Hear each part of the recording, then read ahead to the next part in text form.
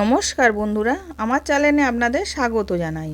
আজকে আমি আপনাদের বানিয়ে দেখাবো ম্যাঙ্গো কেক।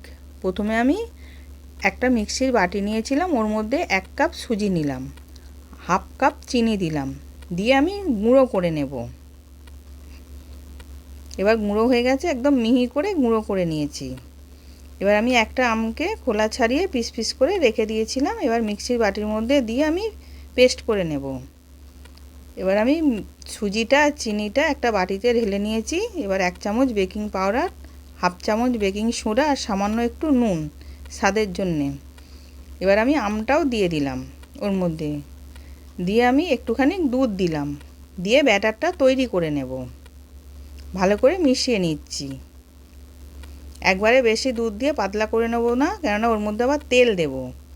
এবার ওটা গুলিয়ে এবার হাফ কাপ সাদা তেল দিলাম আর টুটি ফুটি দিলাম, দিয়ে ভালো করে মিশিয়ে নিচ্ছি। মিশিয়ে আমি 10 মিনিট চাপা দিয়ে রেখে দেব।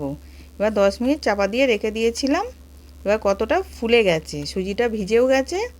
এবার একটা কেক প্যানের মধ্যে বাটার পেপার দিলাম, দিয়ে তেল মাখিয়ে নিয়েছি। মাখিয়ে এবার আমি ব্যাটারটা ঢেলে নিলাম। নিয়ে এইদিকে আমি কড়াতে নুন দিয়ে 10 মিনিট গরম করে রেখে দিয়েছিলাম। এবার আমি কেকটা ওর মধ্যে চাপিয়ে দিলাম, দিয়ে আমি 45 মিনিট চাপা দিয়ে রেখে দেব। এবার 45 মিনিট পর আমি দেখালাম, এবার হয়ে গেছে। এবার নাবিয়ে নিয়েছি। এবার কেকটা রেডি হয়ে গেছে।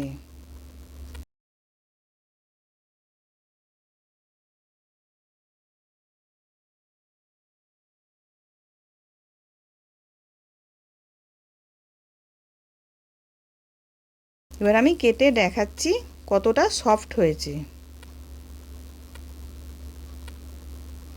আশা করছি ভিডিওটা ভালো লেগেছে। আমি হাজির হব আর এক নতুন রেসিপির সাথে।